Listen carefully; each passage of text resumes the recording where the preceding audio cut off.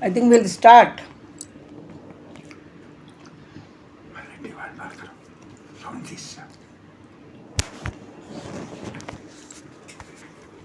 Now today I intend to cover in this session hate crimes, honor killings, then social change and crime.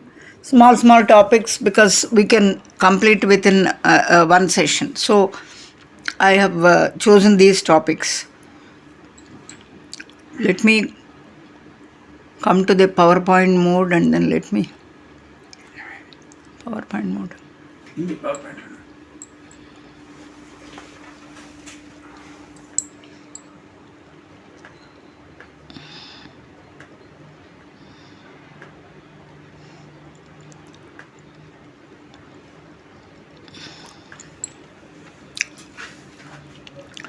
Yes, we'll start with the hate crimes.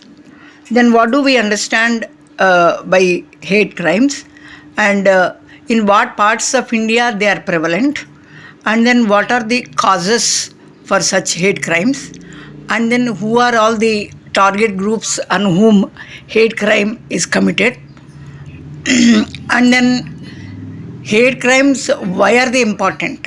The reason is whether they are in violation of some fundamental rights, where the human rights commissions and then human rights treaties, both national and international, they try to identify these crimes as these acts rather as crime. And then since there is no uniform kind of a definition for this, so in legal framework also you don't find any definitive definition for that.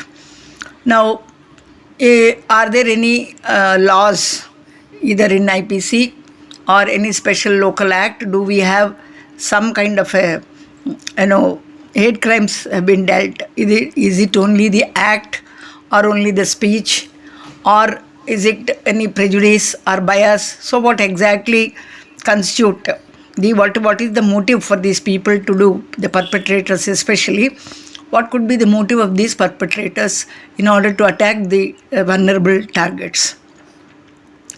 And what are the international and national conventions for that? Is there any national and international convention which talks about the honor killings or hate crimes and all? So this is all we just wanted to cover today. So let us go ahead with the PowerPoint. Now, as I said, what is hate crime? Now, hate crime, we know that for a crime to happen, we need to have two things. One is the act itself, and then the other one is the motive. Now, what is the motive for these people? Why are we calling these acts as criminal and thereby give a name as crime? So they are called hate crimes. Now, why? What is the motivation for them? So they have a kind of a prejudice, a kind of a bias. Against whom? Is it only an individual, or is it a social group, or both? So this kind of biases they have against the individual also and against the society at large or a particular societal groups. Now, why are these biases coming up? What is the genesis for this? So if you try to understand that there are certain differences, inequalities. So what are those inequalities, inequalities in terms of religious practices, in terms of somebody following a particular custom, particular creed, that they belong to a particular class or creed or caste, that may be the thing. And what are all the activities when we say criminal act, actus reus? So what is that? Which form, manifestation they'll take? It is beyond lynching. It is beyond lynching and discrimination and offensive speeches. Say, targeting this particular group and then trying to discriminate, use such offensive language and such offensive speech so that these people are targeted.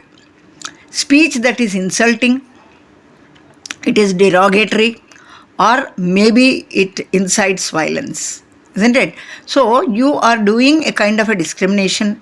So our own constitution and all, he gives a guarantee, either be preamble or in terms of fundamental rights and or So throughout the constitution, if you see of India, so it says that any kind of a discrimination on the basis of caste, creed, or gender, sex, whatever, is not tolerable. So before law, everybody is equal. And for constitution, we have declared our own constitution, we have written our own constitution. In that we have clearly said ours is a secular, social, beyond religion. So all that we have seen. But at the same time, if one sector of the society is showing that discrimination to others, so don't we call that as a crime? So offensive speeches, then speech that is insulting, you insult a particular set of people, you belittle them, isn't it? You humiliate them. This kind, by speech you are doing all this. So they are at times derogatory, insulting, isn't it? And it may incite some violence, jihad and all, they incite some violence also. So all these criminal activities, because they have got a motive behind, and then it all starts with a bias, and then they are prejudiced, and then the acts include speech, or the speech is such that it either incites violence in people, or by speech you are trying to derogate somebody, discriminate somebody, belittle somebody, and then thereby you have committed a particular crime called a hate crime, because you have some bias, you have some hatred for a particular community. So this is what is the hate crime. Now coming to if you try to define a particular hate crime, then you can say that it is an attack on person's rights. So only when the rights are affected, we say that no, it is, because though fundamental rights are there in Constitution, and the Constitution is on par with law for us. Most of the law we derive from the Constitution itself. So any personal right violation, it attracts punishment, isn't it? Every right that is violated, there is a remedy, there has to be a remedy, isn't it? Now, so more heinous crime than criminal offences, because you are not targeting only an individual. In the definition itself, we said we are targeting not only the individual or a particular community, particular sector of the society. Now, these crimes are, they may be race-based, ethnicity-based, religion-based, or class-based, isn't it? So all these kinds of parameters or factors are there. So some hatred I may develop for a particular race, and apartheid and all, particular race, some ethnicity, I have some hatred, because I belong to a different ethnicity, and I hate a particular religion because I don't belong to that particular religion, and I have a lot of prejudice about that religion. I have no faith in that religion, or I feel that the rules and regulations which are there in my religion are not comparable with others. So I have no religious tolerance that way. So I become fanatic that way. So I develop a kind of a hatred for them. So I try to discriminate them. And then given a chance, I try to spread the message that that religion is not teaching morals, that religion is rather so more superstitious. So don't believe that. So I may spread this kind of a, by word and all, I spread this kind of a message, and then I try to influence people, isn't it? Because of my hate speech, I may influence people and then spoil their moral, and then by word of mouth and all, I try to do this. So speech is the best thing, if you want to influence, and if you're a good orator and all, so your speech can influence masses. So instead of channeling them in a proper way, if you use your speech, eloquency and all for a different purpose, with an ulterior motive, then it becomes a hate crime or hate speech. If you use profusely speech, then it is called hate speech. But then one of the methods that you use for committing the hate crime, this is also one of the means, and by speech, by act, by deed. So there are so many things, which you can use. So hate speech is one such thing which forms the part of a hate crime. Then, so how about India? What kind of crime do we have in India? Now, harm done to community at large, so that is the reason why we are calling it a crime, isn't it? Not only one individual, we are trying to target many people. then what is the right that is getting affected? Now we said freedom of speech and expression. Now the harm done as a result of hate speech. In India, hate speech is prohibited. So religion wise, ethnicity, culture, caste, creed, all that is prohibited in India, isn't it? So provocative speeches or inciting speeches or hatred speeches, these are all prohibited. When you talk of a particular religion, try to give a speech which provocates somebody, on ethnicity which can provocate somebody, or against one particular culture that can also influence somebody. So these are different areas where you can give hate speech and then influence people. But that's all prohibited as far as India is concerned. Now, hate speech is neither defined in Indian legal framework nor can it be easily reduced to a standard definition due to myriad forms it takes, because it has got different dimensions. It has got in its fold a definition, so many other factors, so many other issues. So no single definition can be given. As far as the Indian legal framework is concerned, you cannot classify that like any murder, like assault, like battery. You cannot have a definite kind of a definition for that, because in you have so many other forms of it. Not only hate speech, you have so many other things included in that. So it will be, to narrow down it to develop a definition will be very, very difficult. So that is the reason why you don't find in legal framework, Indian legal framework, a particular standard form of definition to such hate crimes. Now, if you see most of the hate crimes, who are all the targets? The vulnerable groups or the minorities. It is quite common because most of the majority of people, they try to target only minorities because they are fewer in number. So also this hate crime in India, if you see, most of it is, this is pointed towards Dalits. Then second comes the Muslims. So Muslims also feel they are minorities and then they are looked down upon and all. I mean, they have their own reasons why they feel that they are the vulnerable groups. And then of course caste, religion and other things, honor killing of course, and love jihad. We all know these things, different forms of hate crimes that are prevalent in Indian scenario. Now, what are the causes for the prevalence of hate crime? So, what is the root cause for all these things? Why hate crimes are increasing in number? Or rather, why India also it is more pronounced these days? Why is it so? Now, his or her expression of prejudice or bias against the victim group membership that more properly characterize such crimes, isn't it? So, your prejudice or your kind of a bias towards how you express these things, and then against a particular victim group rather, then which have a different proper characteristics. So these are the things. Now, who are these perpetrators of hate crime? They are not always motivated by a single type of prejudice or hatred, but can be influenced by a combination of different prejudice. So why do I develop a particular hatred or particular bias, or for that matter prejudice? Prejudice is not one single thing. I have prejudices in many aspects.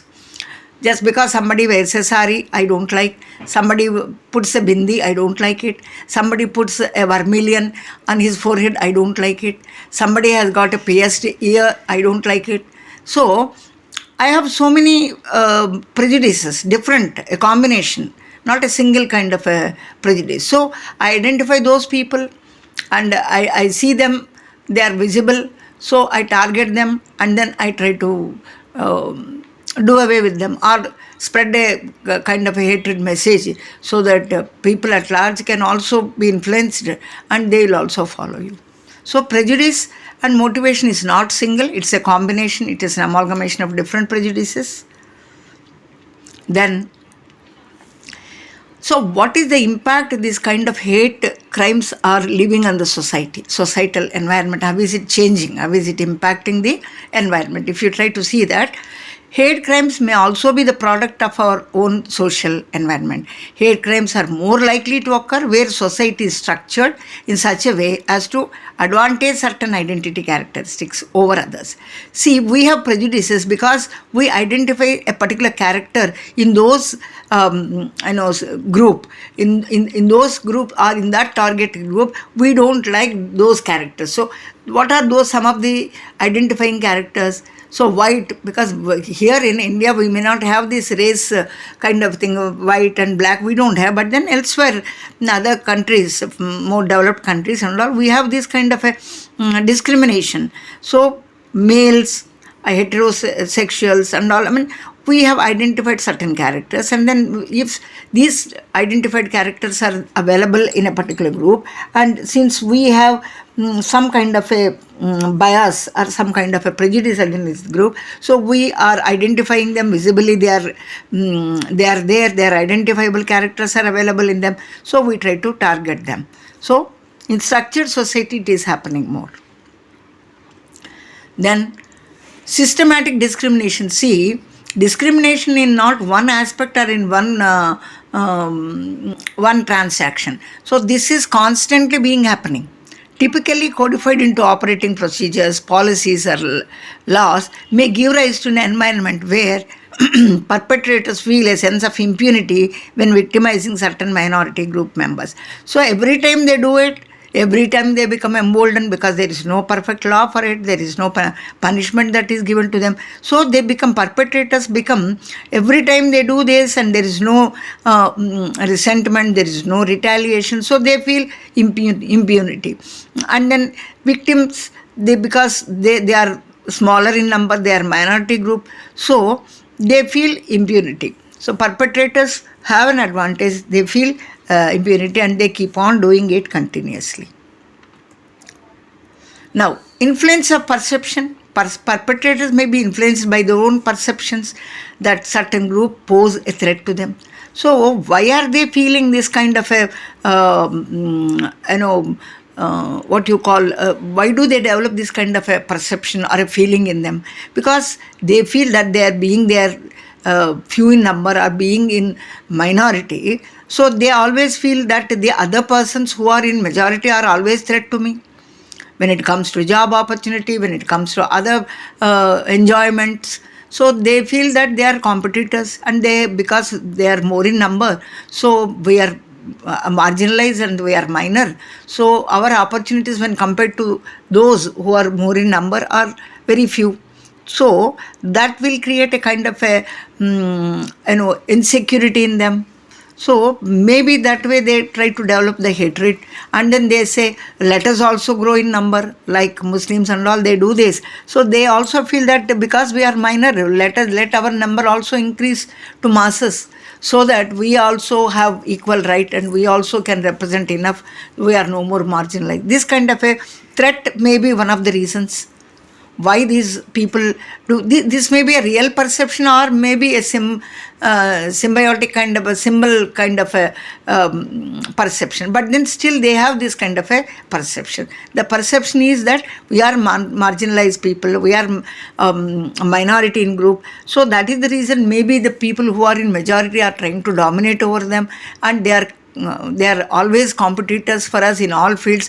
So let our number also increase, or let us do away with the people who are, they make them also marginalized by going on killing them or going on doing some kind of harm to them.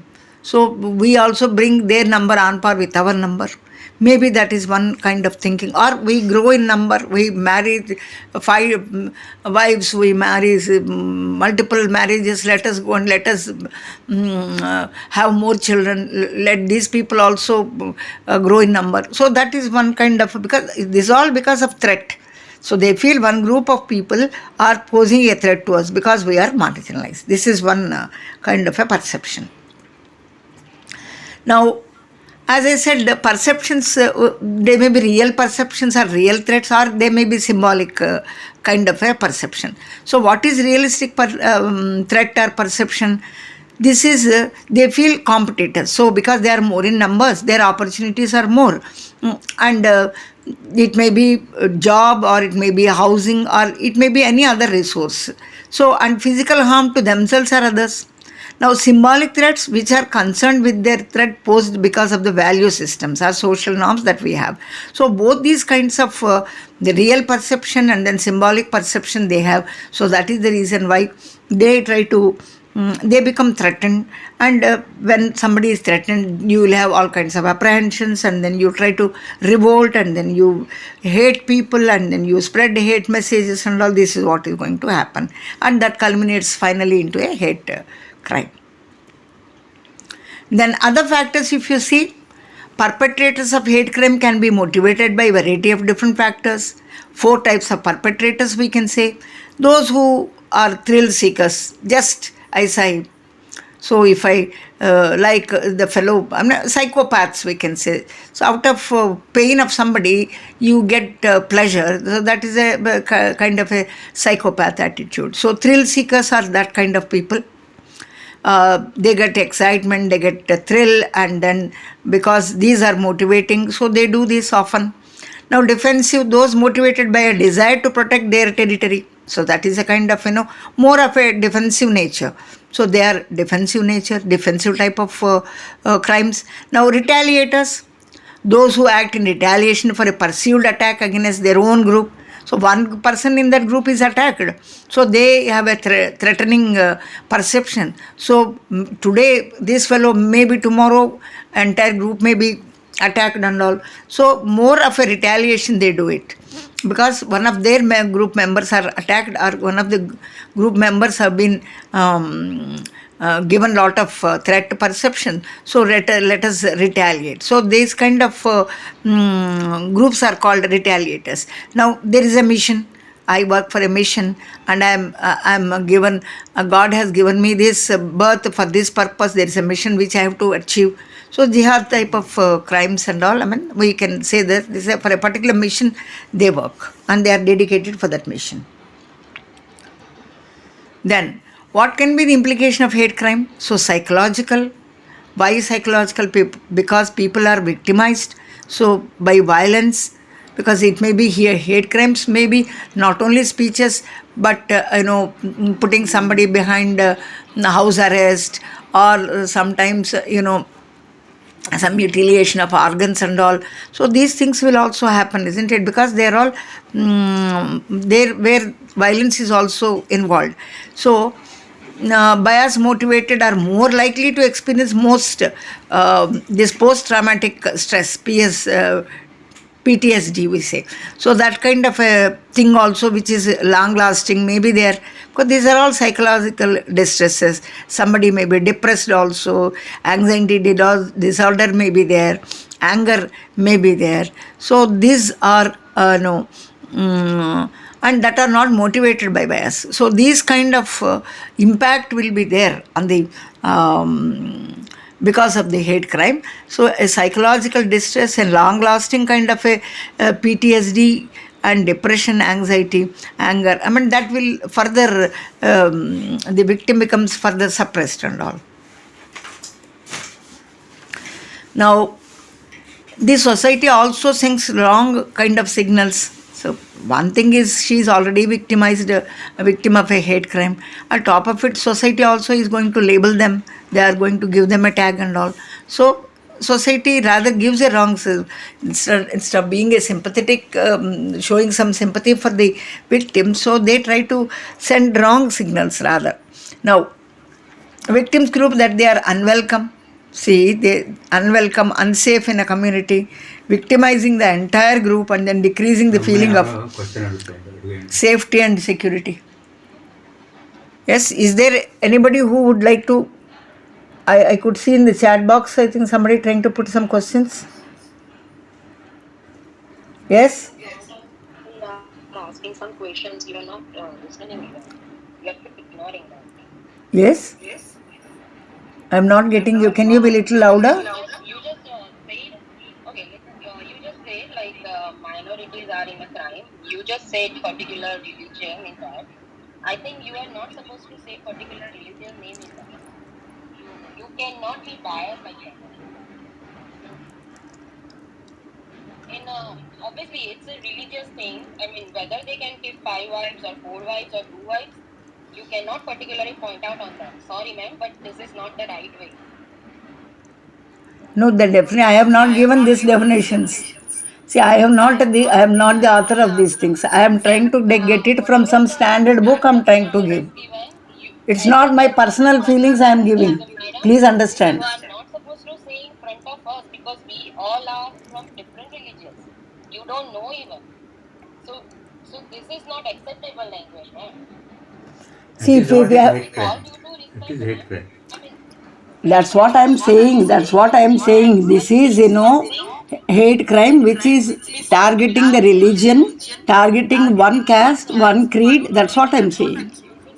I'm not saying any religion because these hate crimes are involved in this ethnicity, race, religion, caste, creed.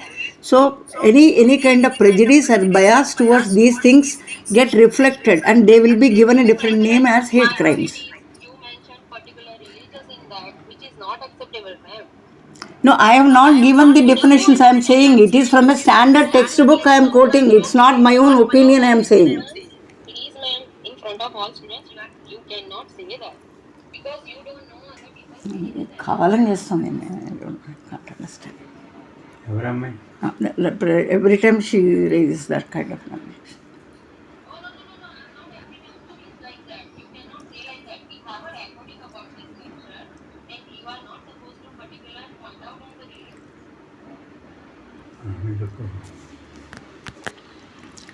Minorities ఎందుకు అంటున్నావు అదే ఎందుకు అంటున్నావు it is all there in the definition I'm not using anything extra there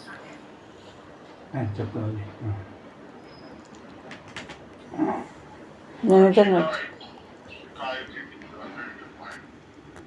Subject is there. If you don't want the subject, we will stop here. If you don't want the subject, we'll See, stop. if somebody doesn't want this subject, I can do away with it. I am not giving my personal opinions here. This is from a standard textbook, a University of IGNO. They are given this, and I am just trying to follow that. And I have not written any book on that, nor I am preaching my own feelings here. This is all part of this thing. And why should somebody get so offended? I don't understand. Is it the feeling of everybody in the class? Then we'll stop. Then we'll stop this topic altogether.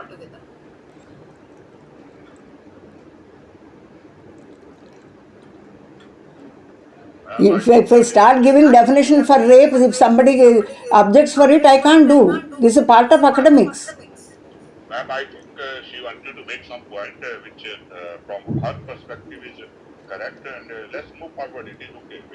It is a healthy. No, you can't say dictating terms. I don't understand. I never said it is my personal opinion I am trying to give. It's not at all my personal opinion. Whatever is there in the textbook, a designated textbook, a prescribed textbook, I am only trying to give the essence of that. That is okay, ma'am. I think we should proceed. Happy say. So I don't wish to, I don't want to become a controversy here. I'm stopping the subject. We'll stop this and I'll give notes, you can follow that, if that is the objection. For every damn thing there is an objection and all, this cannot go like this. If you feel that I feel this is my opinion, then you should object. I have not given my personal opinions here. Who am I to give my personal opinions here? And it is from a standard textbook. So there is a definition for that, and a university which is approved, they are giving these inputs. I have not given any inputs. I have not shown my personal opinions here. Ma'am, that is fine. I think we should Kurchedi, proceed. Kurchedi. That is okay. That is what is crime. I am trying to only give you the definitions and all. What forms it takes and then what groups are targeted, and I am only trying to give that. Okay. So, do we have any, Indian laws against hate crimes? If you try to understand that, now the term is now, though it is not there as a statute, but then different forms are identified across the laws. So what are those laws? No, IPC, if you see, I can only refer the old IPC version. If somebody is interested, they can look for the similar BNS or BNSS, the new laws. You can always refer. There is always books which try to give the comparative studies. You can refer that. So there are different sections under old IPC: 153A, 153B, 295A, 298, and 505(1), 505(2). So they have given clear indication, clever exhaustive definitions that word spoken, written, that promotes disharmony, hatred, or insults on basis of religion, ethnicity, culture, language, region, caste, community, race, etc., is punishable under law. So all the essence of these particular sections, if you see 153A, B, and then the other sections also, they have clearly used these words. They said it can be words, can be written or spoken words. And what are they doing? By way of these spoken words, what are they doing? They are trying to promote the disharmony, disrupt the harmony, and then they are spreading hatred, and they are inducing insults in that. So on the basis of religion, ethnicity, culture, language, region, caste, community, race. So all these things, if somebody does, then definitely it is objectionable. So hence it is unlawful, so illegal, so punishable under law. Now 53A also, if you see, it penalizes promotion of enmity between different groups. So likewise 153B also, if you see, it punishes imputations, assertions prejudicial to national integration. So national integration is a very bigger thing. So if somebody does to disrupt that, definitely it is also punishable. Now 505, it punishes rumors and then news intended to promote communal enmity. So this is also there, one section which is dealing with rumors and all. And when it comes to 295, it criminalizes insults to the religious beliefs of a class by words with a deliberate or malicious intention, contributing to combating hate speeches. So these are some of the sections under IPC. Though not, they have definitely used a word called a hate crime and all. But then in essence, if you see, it includes whatever we have given definition for hate crimes. Those wordings are also there in these particular sections. Now, some other laws like, some laws like Representation of People's Act and all, also you will see these kind of things being mentioned. Corrupt practices and electoral offences and all, you see these kind of things. Then, are there any means by which society can stop this or arrest this? So every time we just make a hue and cry because laws are not sufficient, they are inadequate, new law legislation has to take place, isn't it? So every time there is this kind of a thing, there is a hue and cry from the public, including the judiciary, that we need to have a special enactment, a fast track kind of a code for that and all. I mean, this is quite common. The need of the hour is specialized legislation that will govern hate speech propagated via the internet and especially via social, because social media everybody can access that, and then whatever I want to say, I can use social media, I can use that, and then internet, there is no limit, and also my own personal things I can do in internet. So unless we have, of course, IT Act and all is there, but then not very specifically they are dealing with this kind of sections exclusive for that. It is important that specific and durable legislative provisions that combat hate speech, especially that which propagated online through social media, is enacted by amending the existing IPC and also the IT Act. So they are exhaustive laws, no doubt.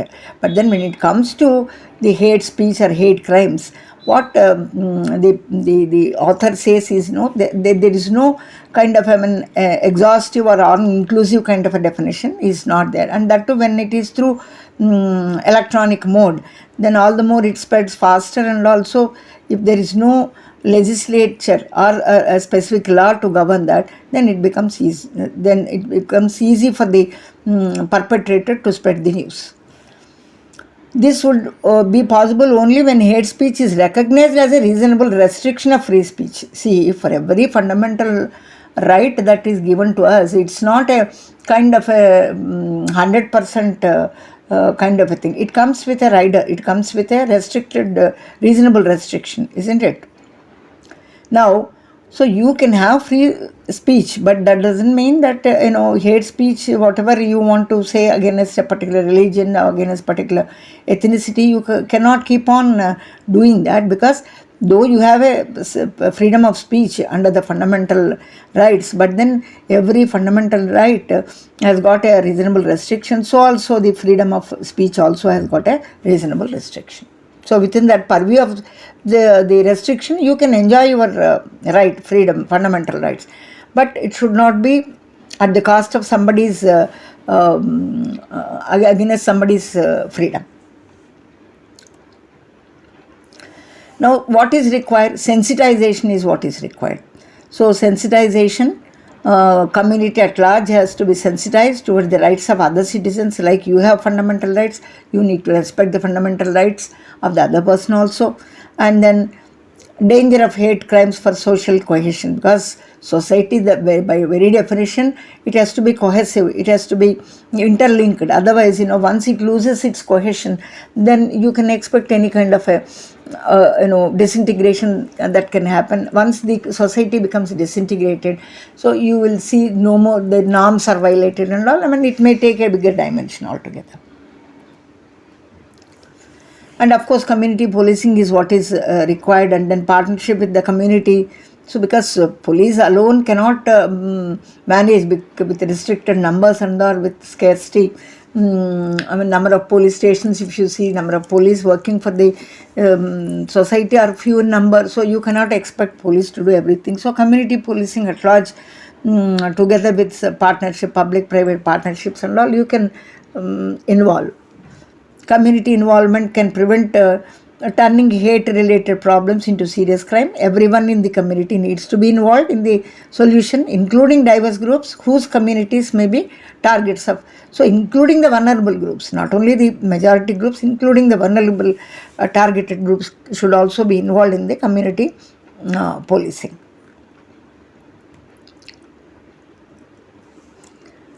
Then to address the problem of hate-motivated crimes, awareness, of course, about the consequence of the crime is important. And by understanding the problem, the community becomes aware of the significance and need of addressing the issues facing the community. A public awareness campaign has to be conducted in the community that provides information, awareness, resources for community members and victims of hate crime is important. So a kind of a involvement of the community in the entire program, and bringing in awareness is another thing, and then lot of training programs need to be conducted, and then the campaigns have to be promoted, and then this information has to be spread, and then the other awareness programs need to be conducted. Of course, youth involvement and counseling. So the youth are most of the time, because they are more energetic, they are more receptive, and or the hormonal rush will be there. So they are the most vulnerable groups. I mean, they can easily be incited, and also you can, you can do a lot of things when you involve youth, because they are bundle of energy and all. So bullying and other forms of harassment, to combat these, teachers at school, of course, these are societal institutions like family, teachers, community, administrators. They are the people who can impart this kind of a knowledge in the youth, and then motivate them, and then they can tell them what are the repercussions or what are the consequences of such hate crimes, and then by giving lot of counseling and all, they can to some extent combat, or rather reduce, or do some kind of a remedy. Educate their students and staff on the nature of hate incidents and crime and how to prevent them. Of course, prevention is better than cure. Of course, training police officers, new recruits, as it happens in police academecia. Then the deputies on hate crimes and other related issues, to ensure responding officers and deputies are trained to investigate and report. But not only that, they should understand that a particular criminal activity can be termed as a hate crime, and then they should know some SOPs. SOPs should be generated so that in the investigation they have to do 1, 2, 3, 4 like that. What are the steps to be followed, and then how to apprehend the criminal, and how to gather, what kind of evidence need to be gathered. If it is a speech, and then can it be stored in a record? I mean, how electronic form does it work? Can that be called as an evidence in the court of law when they are submitting that in electronic form? What are the precautions? How relevant is 65B and all? I mean, all police civil or the law and order police may not know unless until a specific training to be is given to them. Not only the new recruits, people who are most of the time they might have spent their career in other areas, may not be this kind of a new offense. So for them also, along with new recruits, you need to design courses, and then you need to impart lot of training programs, design programs, and then conduct them.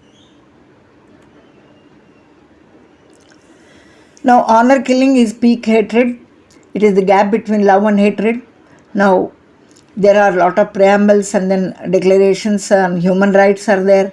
So, recognition of inherent dignity. So, you may live, animals also live, plants also live, and we also live. But living is, different, and living with dignity is something different.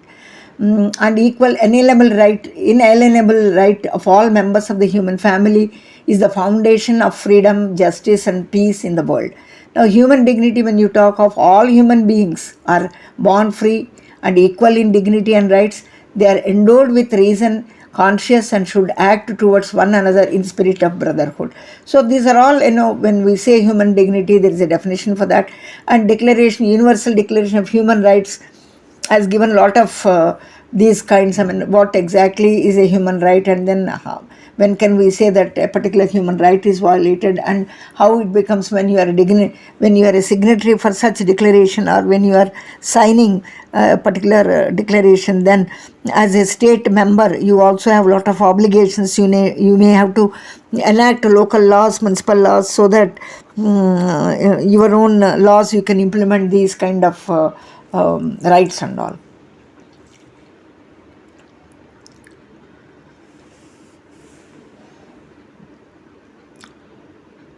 So, honor killing further violates many other human rights also, that is prohibition against torture, inhuman treatment, right to personal liberty, security of a person, right to privacy, right to health, right relating to marriage, right relating to social security inherent. There are so many other bundle of rights that are involved when honor killing per se. If you see, there are so many other kinds of rights that get violated there.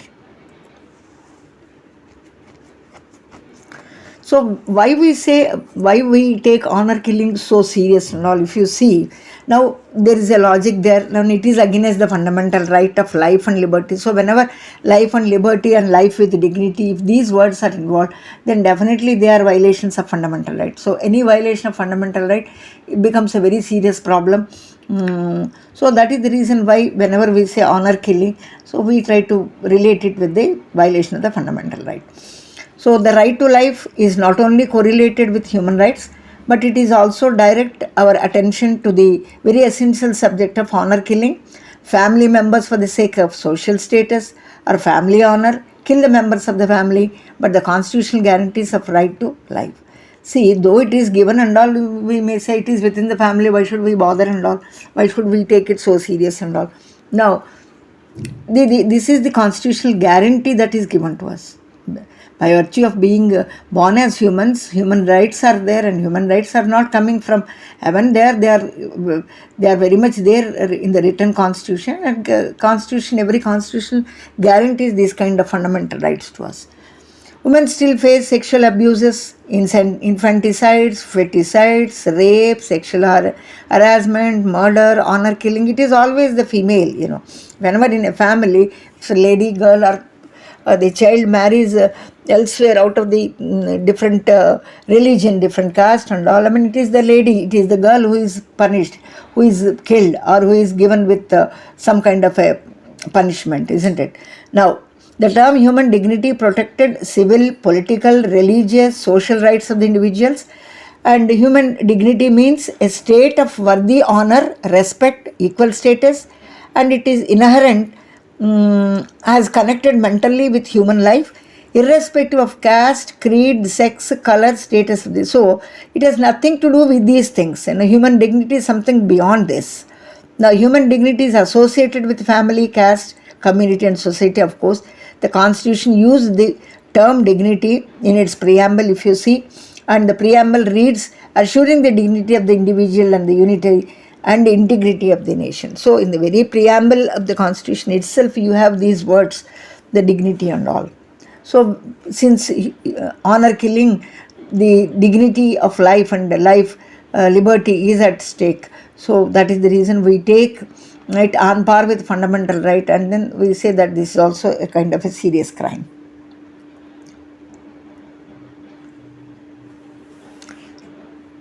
No, Beijing platform also action on human rights way back in 1995. Also, I mean, especially it talks of human rights of women. So all the member states, that means those who are the signatory of that particular thing, they have to take urgent action to combat and eliminate violence against all kinds of violence against women. They said once you are a member of that, once you put your signature, once you are a signatory, then it is your lookout. So whatever municipal laws or whatever local laws, whatever state related, nation related laws, if you have to enact with regard to that particular aspect, you have to, on war footing, you have to enact that and then implement that. And which is human right violation resulting from harmful traditional customary practices. So, what kind of practices, it can be traditional, it can be customary. These kind of, prejudices, they are there. As I said, prejudice, bias for one particular community, one particular cultural practices, one particular traditional practices, including extremism. So, elimination of crimes against women committed in the name of honor in 2003 also aims to eradicate honor crimes which are rooted in the patriarchal society.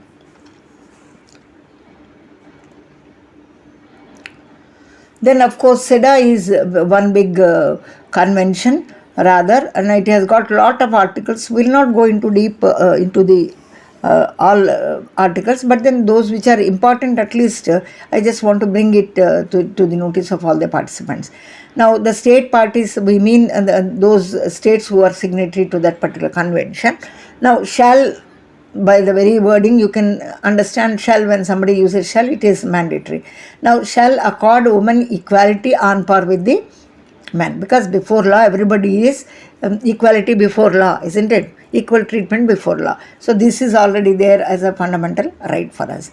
Now, general obligations are enshrined in articles 1 to 4, and then state parties, there are specific obligations also which are given under articles 5 and 6, and state specific obligations. The second thing is state parties, that means those who are signatories.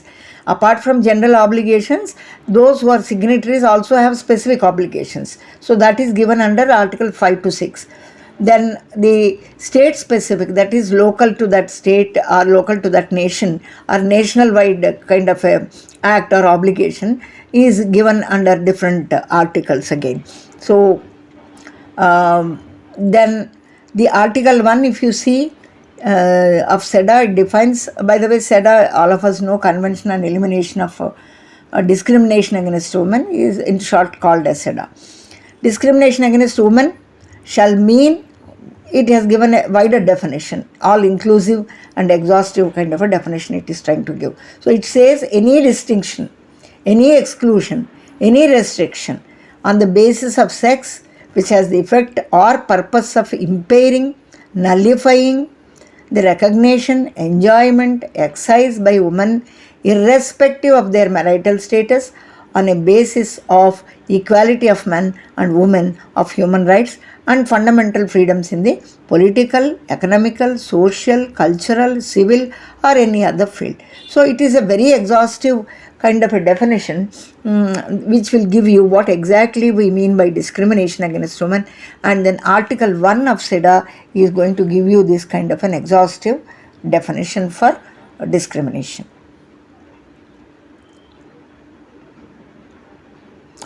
Now, honor killings of women, especially because whenever we talk of honor killing, it is always the weaker sex that get affected. So, in case of men and women, because still we are in the patriarchal kind of a society, it is the women always who will be taken task to. So, crime found in distinction, exclusion, restriction, as per the SEDA article, on the basis of sex and motivated towards women. Article 2 is also very similar to Article 1, but then protects women from discriminatory laws framed by the state parties. So, in case if they are found to be discriminatory and they are sex based and all, gender based and all, then the state should stop formulating such kind of discriminatory laws and they should be restrained from doing that. And the judiciary must protect women from any forms of discrimination at the hands of the law. So it is the sacred duty of the judiciary to ensure that women from all forms of discrimination, they should be protected. And when it comes to Article 16, it simply says state parties shall take all appropriate measures to eliminate discrimination against women in all matters relating to marriage and then family relations. This is also Article 16, which is trying to give us this kind of a definition. And right to life as fundamental right, we all know that there are a lot of fundamental rights, and right to life becomes one of the most important fundamental right, and valuable, of course, and it applies both citizens and NRIs, everybody, immigrants of India also. Now, they have right for life, liberty, and then security of person. Honor-based violence, including forced marriages. So when you say I'm not interested in that marriage, without asking the opinion of the lady or the girl, they are forced because maybe some property we are going to it will not go without it will remain within the family and all. Reasons may be very many, but then it is from the point of view of the girl, it is a forced marriage. So if it is against the wish and will of the girl, then it becomes forced marriage and it should not be done. And of course, female genital mutilation is also very rampant, of course, in African countries. Not very we have not at least seen cases in Indian scenario, but then African countries and all, because of their heavily built structure and all, maybe that particular part attracts more, and especially when you talk of prostitution and all, maybe that was one reason why they initially that was promoted, but then now it is been included as a violation of right, and hence anybody becomes victim of that mutilation, then definitely law is in their favor. Then they also overlapped with domestic abuse. We know domestic violence and all, there is a clear enactment on that, and most of the time it gets overlapped. Numerous types of other crimes include honor killing also. The harmful traditional, cultural, customary evil practice of honor killing violates human rights, rules and regulations. So whenever, though we say these are customary laws, cultural heritage, traditional things and all, when they are promoting evil practices and then when they are leading to honor killings and all, they should be prohibited and they should be declared as crimes. The most pathetic aspect of disrespect to human rights includes various brutal practices such as rape. So there is a clear section dealing under IPC for that. Forced marriage, of course, torture, imprisonment within the home, that house arrest kind of a thing, and even murder. So if you marry a person outside the caste, outside the group and all, they chase the boy or they chase the girl, and then they say initially that there will be amicable talks between, and then we'll amicably settle and all. With that premise, they ask the parties to come together, and then in meanwhile they'll hire somebody or the family member themselves, they may chase the boy or the girl and then they try to kill them. So that is what is happening. Now, the most pathetic aspect of this is this. So house arrest is a small thing, but then to the extent of murdering people also, nobody will hesitate doing that. We are seeing so many cases.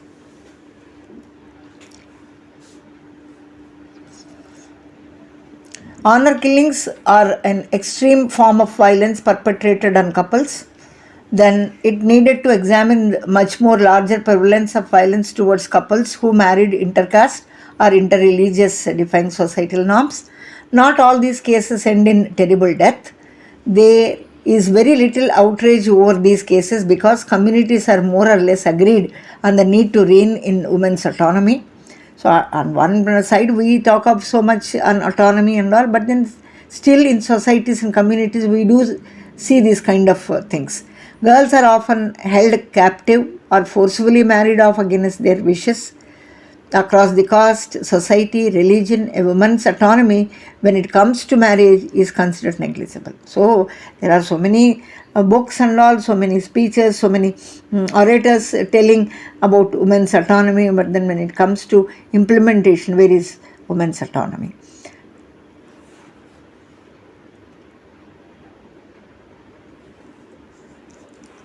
So honor crimes have different meaning and interpretations or applications in different cultures or groups. So all are not uniform. As such, it has multiple meanings related to pride, esteem. When I talk of its family pride, family esteem, for me, one aspect may be a family pride, one aspect may be a family esteem with dignity and all. For others, it may not be the same. So the meaning keeps on changing. Then, in terms of honor based violence, the notion of honor is associated with behavior of the woman or girl, relations to the family or the social value systems and norms in the community. So it is perceived shame that result from not complying with those expectations, isn't it? It's all, I mean, how you interpret that, how you take the meaning out of that, because different people have different explanation for that. Then as a result, the family or community resorted the same through restored the same through honor killing, because I want to maintain the family dignity, and also how can I do that? By killing away the person who is not sticking to the norms, and then I do away with her or him, and then I restore back the family dignity and all. So the honor killing is not mere human right violation, but also an honor based violence. So some states, again, this is not my personal opinion I'm trying to give. These are all statistics based and all. A lot of papers have gone through, and then this is the statistics I'm only trying to, in a humble way, trying to put before you. So again, I am repeating, this is not at all my personal view. There is no reason or no rhyme why somebody to take so much out of that and then try to misrepresent it or try to have some kind of a feeling about that. So the states of Punjab, Rajasthan, Haryana, and then of course western area of Uttar Pradesh, some parts of Bihar and all, this is more prevalent. Then the honor suicide is also practiced as a substitute for honor killing at times, and it has occurred when people order or pressure a woman to kill herself. This may be done so that the people avoid penalties for murdering her, because suicide is one crime where if somebody dies there is no problem, but then if somebody survives out of suicide, if they are alive, then it attracts punishment. Attempt also there attracts punishment. The other person who prompted them to or provocated them to commit suicide and all, because they can create that as a suicide, so other person who is the real perpetrator can escape the hands of law. So honor suicides are also that way they are being practiced. And honor crime that includes physical violence, mental violence, sexual violence, not allow enjoying freedom of life, confining within the house, are nothing but violations of human rights, and not only human rights, women rights also, because most of the time it is the woman or the girl which is who is punished, though it is from both the sides, but most often women are targeted.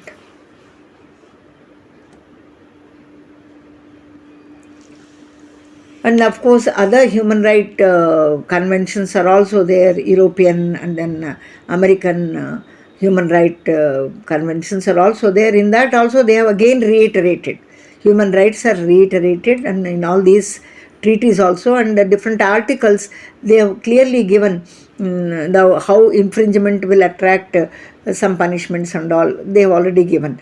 And by putting a positive obligation in terms of an affirmative duty on the state. So because these are all conventions, whosoever is the members state, it is an obligation on their part to enact laws accordingly as per their nation laws. They should enact. If their laws are not existing, they should go for the new legislation and ensure that these are implemented in letter and spirit.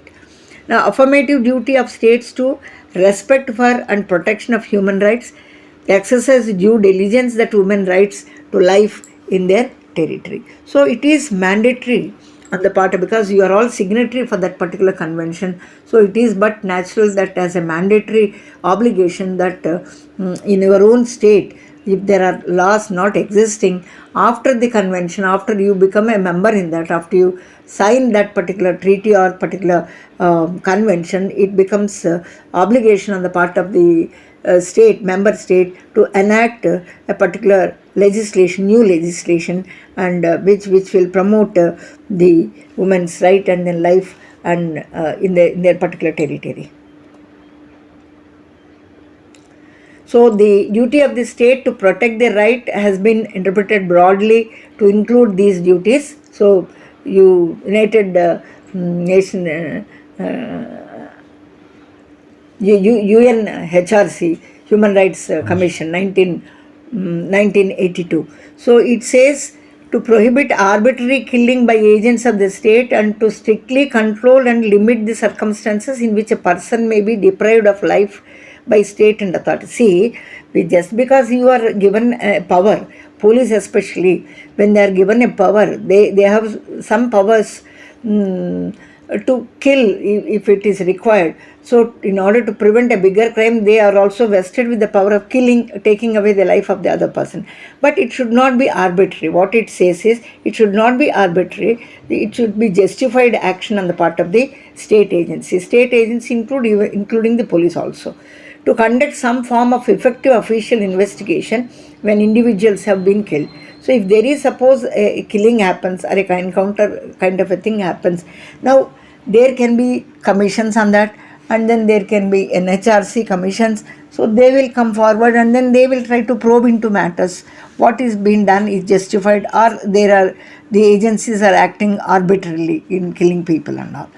To establish law enforcement machinery for the prevention, suppression, and investigation and penalization of breaches of criminal law. In certain well-defined circumstances, a positive duty to take preventive operational measures, not only, crime detection and all once the crime happens, but then what kind of preventive measures somebody can take also are to be well defined. To protect persons detained in custody. This is also important. You see custodial death and all, many a times we hear, and then NHRC coming and then trying to inquire and then trying to find out, yes, this is deliberate act of the agent of the state, because police are agents of state. So when somebody is under their custody, they feel that the person in custody is their commodity, and then try to kill him when they are not able to get anything out of him. So try to kill him and then try to cover it up. So there is a procedure for that. Whenever a custodial death happens in the hands of a police and all, there is an inquiry that goes on, and then maybe there are instances where people also get suspended, or they will be removed entirely from the service and all. To ensure lives of persons being extradited and then deported, or those seek asylum, isn't it? So these things are there. And I have just tried to give one reference that you can just ignore. I have given these differences. There is a book, Due Diligence, rather a paper on this. So in that they have enlisted all these, once a state becomes a member state, then what are its duties and all is very clearly referred in that particular paper. Now, HRC also comes a long way, and then it has criticized that the lenient domestic laws of the state in several cases, infringing right of life particularly, in relation to high number of suicides of young females. And when it comes to the FGM, in short, that is female genital mutilation, improperly regulated availability of firearms, which directly endanger the protection and enjoyment of right to life. So indiscriminately, I mean, just because the firearms are given, you give license to everybody, and then they misuse that, and then there are not strict provisions when issuing the license for firearms. There are not very many stringent provisions. So whosoever applies for that, if there is prima facie appear to be genuine and all, they don't mind issuing license and all. So HRC case is one case I try to give here. Involving disappearance of a person in circumstances which may involve violation of right to life, stated that the state parties must take specific and effective measures to prevent the disappearance of individuals. Just, I mean, man missing case ho gaya, then we'll investigate, let us see. Not that kind of somebody found missing and all. It's a serious affair, and establish the effective facilities and procedures to investigate thoroughly by an appropriate impartial body. So it's not just you register a case man missing and then you say make it cold room and then you dump it, and then case undetected karke you dump it somewhere. No, they said HRC is critical in certain aspects, when it comes to license of the firearms, or when it comes to female genital mutilation, or somebody found missing and all. So they take these things very serious. They come very heavily. So there are some cases and all not very relevant at this point. I think I'll not discuss this. I think that's all from my side for today. Probably tomorrow will be the last hour for the week. We'll try to at least sum up the unit 2 and all. We have to, because the midterm vacation is, vacation hold good even for students who are online. I have no idea. I have to get back to the headquarters and then find out. There is no vacation for us. We have practicals next day. Of course, from 14th onwards, 14th till 18th. And after that exams. Of course. So you will be leaving to the respective campuses. Yes, so all of us. That is from 14th, okay. 14th till 18th. I think most probably tomorrow will be the last class. ठीक है, but then we'll call it a day then. We'll leave meeting now.